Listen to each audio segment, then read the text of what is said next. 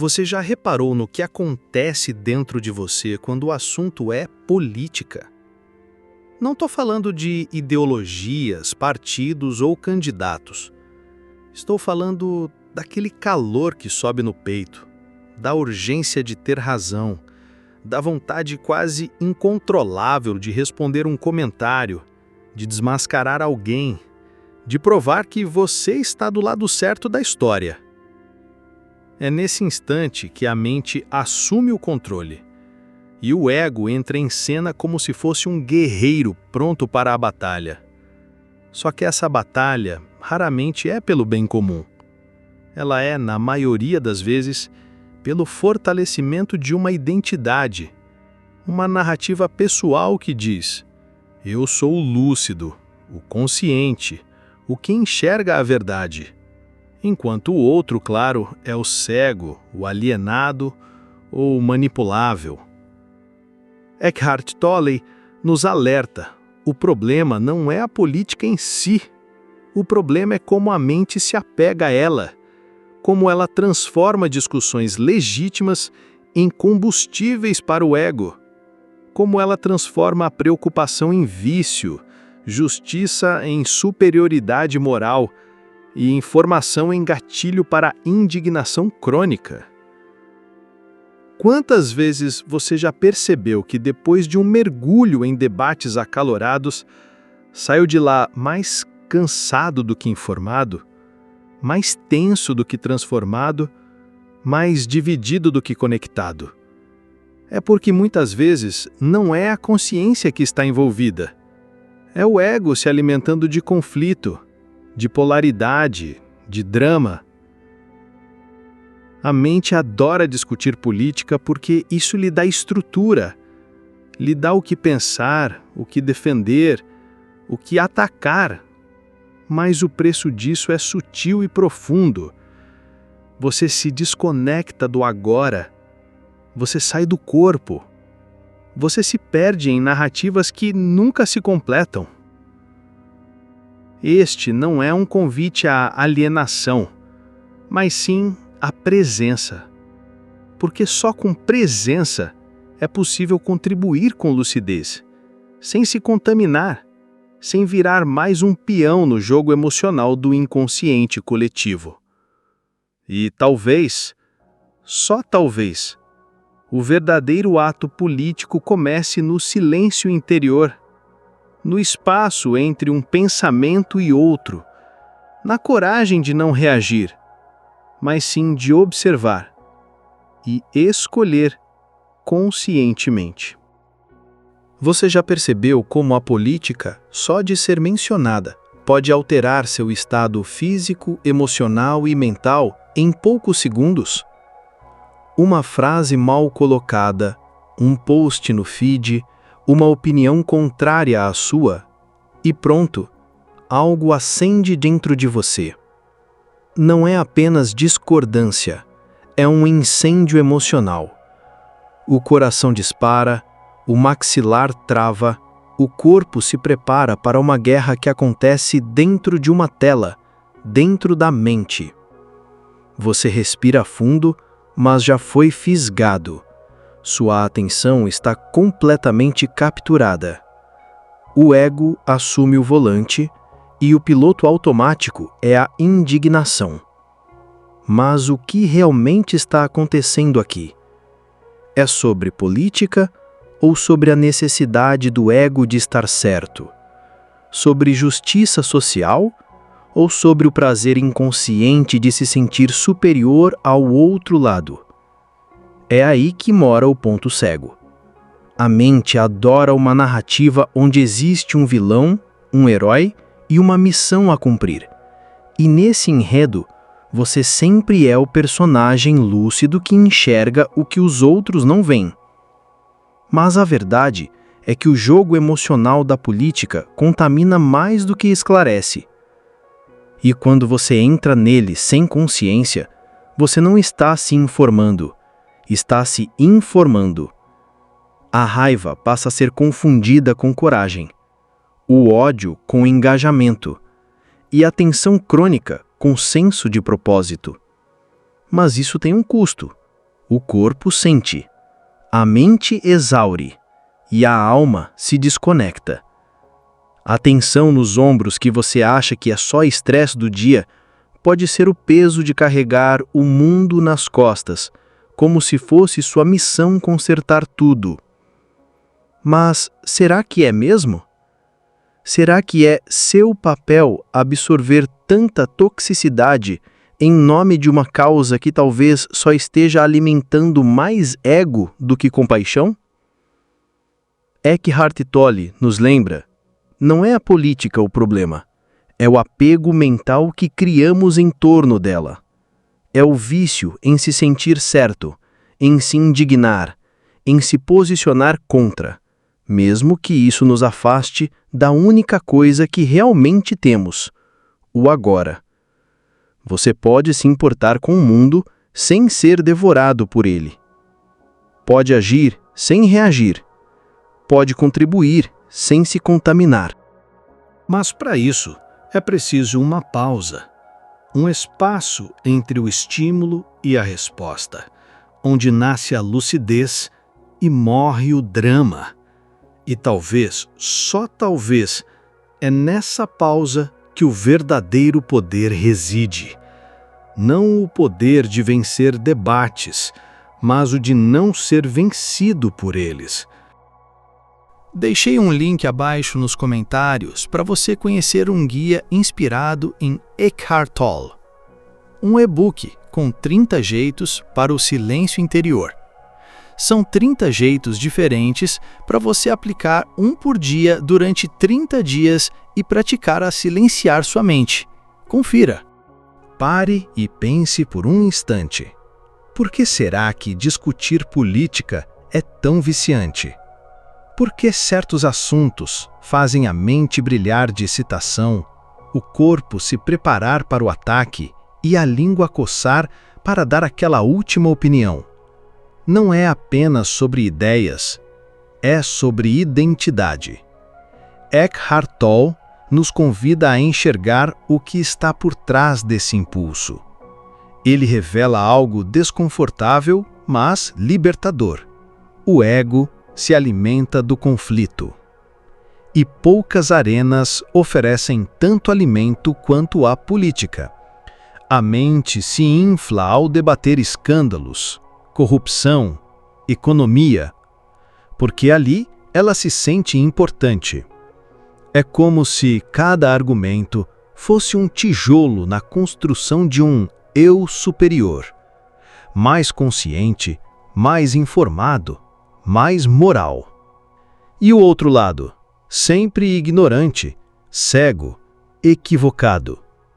O ego adora ter inimigos, mesmo que sejam abstratos, mesmo que sejam construções mentais que só existem dentro de nós.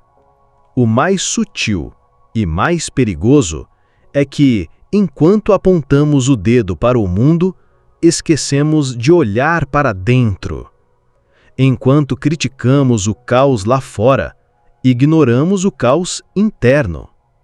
O foco externo se torna um desvio interno. Você não precisa lidar com suas inseguranças, suas dores, suas contradições. Basta canalizar tudo isso para os políticos, o sistema, os outros. É como varrer a poeira para debaixo do tapete da consciência. E a presença fica esquecida no canto, porque ela exige silêncio.